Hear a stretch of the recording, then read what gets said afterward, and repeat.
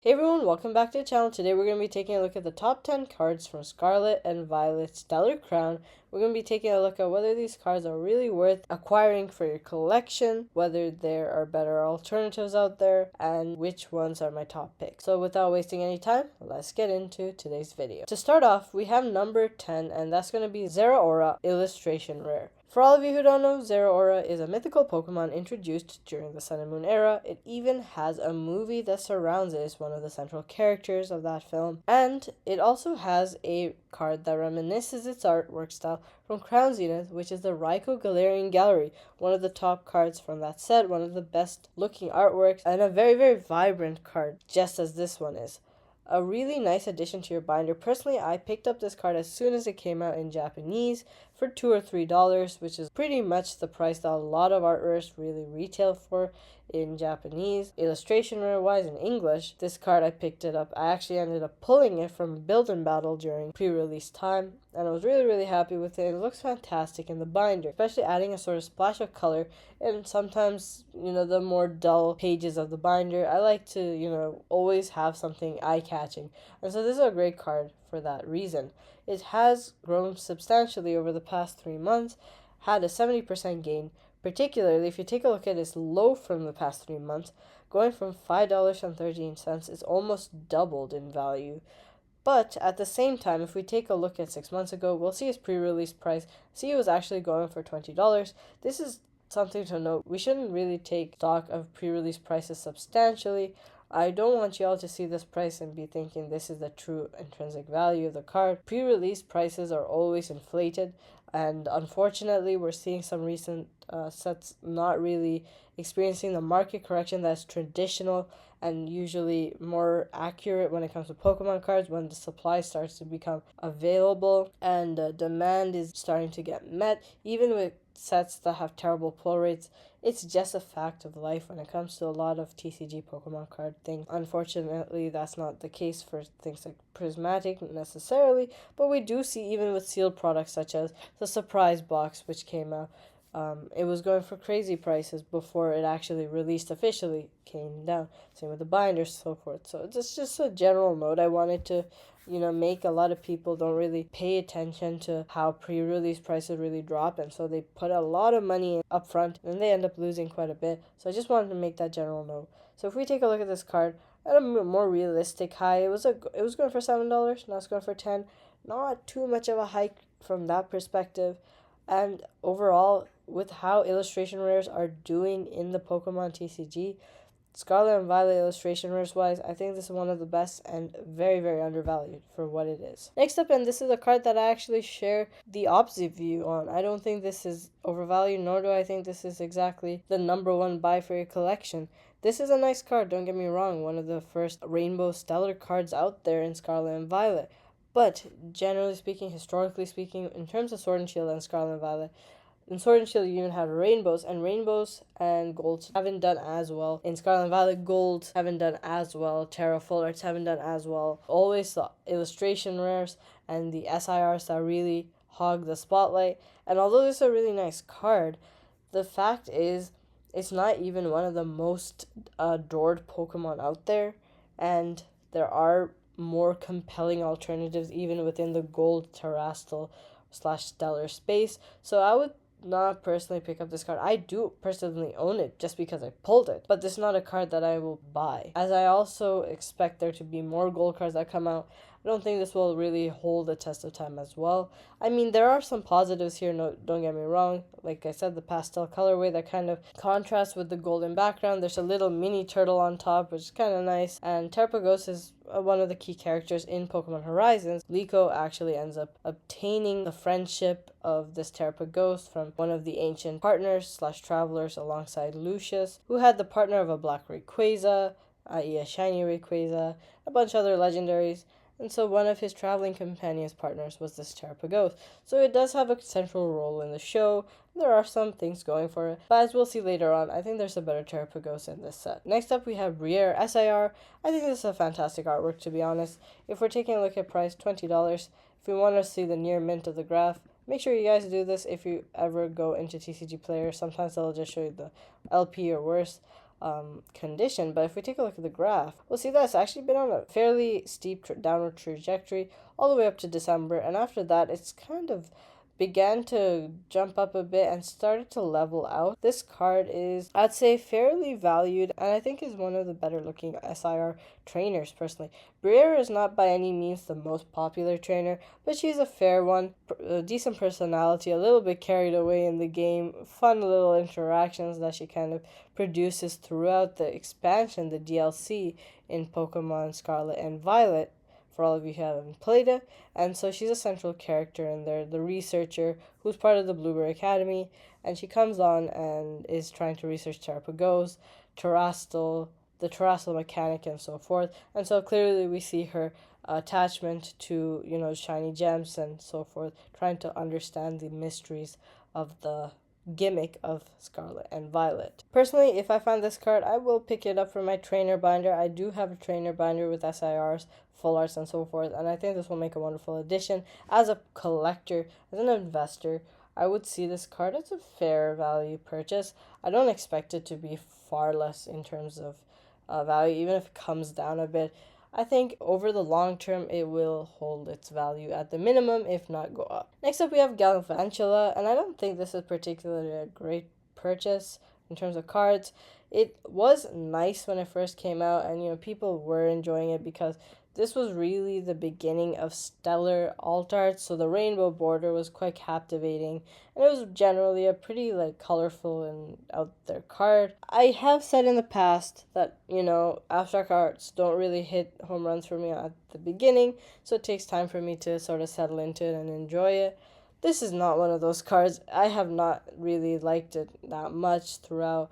It's a decent artwork, don't get me wrong, but for $25, I think that's its cap. I wouldn't honestly put money into this to acquire it, especially as I expect down the line we'll get some more stellars. As we might get some more stellars down the line, and as a sort of mechanic-driven purchase, Galvantula is not even that popular a Pokemon, and it's better, in my opinion, to not get this card. Next up, we have Lacey, and I think this is a really good card. $30.43.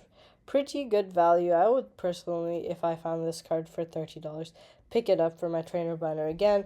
I won't get both Briere and Lacey. It's really upon which one I see first. I might veer more towards Lacey, if I'm being honest, because it has so many more trainers in it. These are the 4 Elite Four, by the way, at the Blueberry Academy. They are basically the strongest trainers there, and then the champion is then Kieran, so that's just like a whole part of the DLC, how that works. And so regardless of that, we also have a Lacey that came out as part of Prismatic Evolutions. Personally, I think this is way better, so much more happening in it. We also see the little, quirks of each of the characters. So we have Lacey over here who's does this weird little symbol whenever she's annoyed or when she disagrees with people. She does this little X thing. Crispin's all about the cooking. This guy, the dragon type, Elite Four, he's always snoozing and relaxing. And then the Steel type Elite Four member, she's all about, timeliness, productivity, and analysis. And so everyone's personalities are really coming across on this card. Overall, trainers have been kind of on the downtick recently, so that also explains why this card is quite down. But we do see a fairly consistent price for the card, going for around $30 for the past few months, almost around since release time. So I would say this is a fairly stable card regardless. For number 5, we have Hydrapple. I know this is definitely an acquired taste, and I couldn't even fault you if you said you liked it or you hated it. For me, I'm kind of neutral on this one. I sometimes like it, sometimes I'm just like, what am I looking at right now? This is a mural artwork pretty much. I always kind of describe this card as a ancient times cave painting. In terms of dragon types, I definitely wouldn't say Hydrapple is even close to in my top 20. So it's not exactly a Pokemon I personally love, so I wouldn't pick up this card. I try to make sure that I make my investments in Pokemon cards not only ones that I think will go up, but also ones I truly love. So if there's ever the chance where it's going to go down, I still appreciate the artwork, I appreciate the Pokemon card itself and the Pokemon enough to be like, okay, it's fine, I'm okay with it having a down tick. And it also helps me keep those cards even through their down spiral. And oftentimes if the Pokemon is popular enough sometimes and the artwork is substantially appreciated, it'll rise back up. So, this is not one of those cards where I would put that faith in. It's $30, but really, I wouldn't say that I expect this card to do wondrous things unless, some magical love for Hydrapple sort of erupts, which I don't think it should. It's not even featured in the show in any capacity. There are tons of Apple cards and other Apple Pokemon for, as I'll show on the screen real quick. There are a bunch of different art rares that are available, and I would personally get some of those over this one. $30 is just a little bit too high for me for this one. Next up, we have Dash Button. This is a pretty nice one, but I think the jump for it is pretty high now. I wouldn't personally purchase this card after this jump, this 50% growth it's experienced. This is a nice card. The Dash Button is sort of, I guess, like a pastry dog, and we're also seeing it surrounded by other, baked goods. Some sort of pie, croissants, cinnamon buns, and so forth, the jams and everything. A lot of bakery themed cards, which is really interesting in Scarlet and Violet. I don't know what's going on. We saw that with the Iono SIR, the Jasmine SIR, tons of Pokemon that are just eating food or people eating food. Don't know what that's about. Arvin's always cooking things up. So it's an interesting little theme that I've noticed. And so this is probably one of the pinnacles, a literal sweet dog. And of course, all the dog lovers out there probably end up loving this card. Fido and Dashbun, they're not particularly the most fascinating of the sort of pooch Pokemon, as I call them.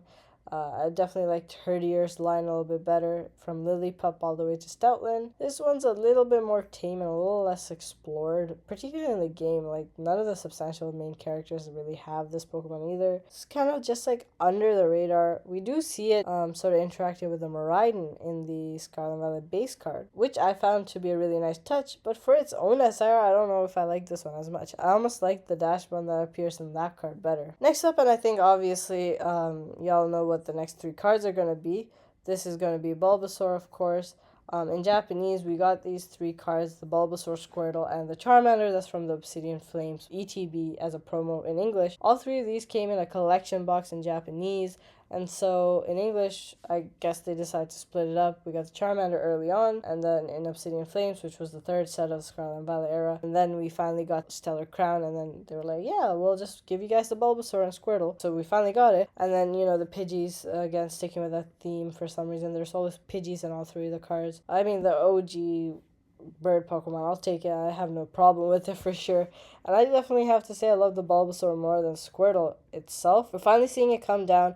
I was saying actually when I saw this card going up, I think I mentioned this in a previous video, how I said I would hang off on getting the card because, there's still so much more time until Stellar Crown sort of really matures, and we're seeing that the card sort of come back down again. If we take a look at the past month, we see that it went from 48 all the way up to 73, and now it's come back down to 62. Taking a look at recent sales, we see that a few of the sales are actually dipping it below the market value, which could indicate that the card is going to continue dropping. Actually, a bunch of sales that are going for under $60. So I'll definitely keep my eyes peeled, and if I get this card for 55 and under, I might consider it, because this is such a stunning artwork. I definitely think this is a great buy, but the question of when really comes into the picture for it. And for me, I'm willing to get it for around $50. Next up, we have the Squirtle. Same discussion applies here. This is a great card as well. This card is not actually reflecting its sort of recent drop in valuation. So if we take a look at the recent sales, we see that there were a bunch over here that were going for like $61. There's actually 13 of this in terms of quantity, but a few of these sales earlier were really going for around market value, which is, I guess, why we haven't seen the change in the graph yet, because it's only very recently that this happened. But if this card continues to drop as well, I would say I'd put my price around $50 as well for this card. I usually try to set bottoms and tops and highs for cards whenever I'm sort of like hunting them. So these are two cards I was actually kind of hunting. I want to get a good copy of them, and I want to get them at a certain price range. And so that means I prepare myself for a little bit of loss. You're not going to catch a card at the perfect bottom. You're not going to catch a card at the specific lowest in the year. That's just, you gotta be really, really lucky for that to happen, and it's definitely not something that can be predicted, because the market is just impossible to predict. There's so many factors that control it. So what I try to do is I set a bottom, what I think is reasonable for the price. I get it then, and if it goes down below that, I'm okay with it. I'll give you an example of this. When I got the Celebi from Fusion Strike, this card was going for about 40 USD. And the card was actually headed down. I was okay with getting the card, even if it went down. I was okay if it even hit $20 USD. I found a perfect pristine copy of the card, a really, really good one, and I knew in a year, in 2 years, it'll go back up to the price that I desire, that I could possibly sell it for at that point. If I grade it, I could get even, that margin back regardless, because I felt like this was just like such a good copy, PSA 10, high possibility risk. And as it turned out, within about 6 months, the card recovered its value, actually surpassing. So that's just an example. So basically, my stance is Bulbasaur, Squirtle, definitely great pickups long term, especially if you want the trio. I'm a huge fan of getting, collections of card, whether it be all Unigabas, all sort of tag team promos, whatever it is, it's fun to collect themed cards, promo cards, and so forth.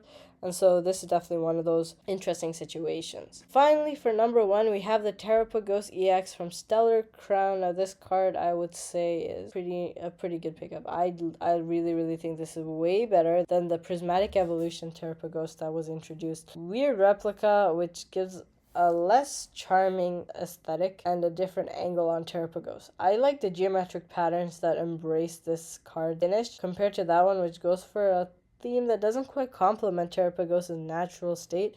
Terrapagos is, a crystalline-bodied Pokemon, and so having all these sort of geometric patterns just makes the card stand out quite nicely. That's just my personal take. I think this is a very vibrant card, first of all, and also $80, $85 has dropped substantially from its, high. It's just been dropping consistently, actually.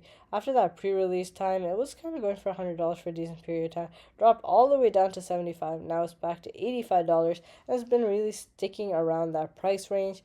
I have on occasion sort of contemplated whether I really want to get this card, and for me the question really remains, are there cards I want to get over this? And so that question keeps sort of like running in my mind. Sometimes I'm like, you know what, this card seems like a card I would want to pick up. Sometimes it seems like one that I would hang off on. Really, I would say it comes down to how much you really love the Terrapagos. For me, it's far from my favorite Pokemon, but the artwork itself is really nice. So, as the new sets are coming out, I've decided to sort of hang off and wait on this card, particularly as the new set Destined Rivals, i.e. the Rocket set, is going to be coming out. I want to see what cards are going to be in that. If they're more compelling cards, I'll probably just not get the Terrapagos, buy those ones. It's really a question about, how can I optimize the resources I have. And so for me, this is going to be a hold. I'm going to think about it, and I do think it's a great card. If you all really love the Terrapagos, definitely fair value for this in my opinion. But at the end of the day, it's up to you. Hope you all enjoyed today's video. I really enjoyed going over Stellar Crown. I'll be going over some more sets in Scarlet and Violet, sort of giving my takes. Hope you all enjoyed the video today. If you all like this one, you might also want to check out my video on Surging Sparks, where I went through the top 10 most expensive cards in that set. I also gave my takes on each of those. Let me know in the comments down below what you'd like to see next, and I'll catch you all in the next one.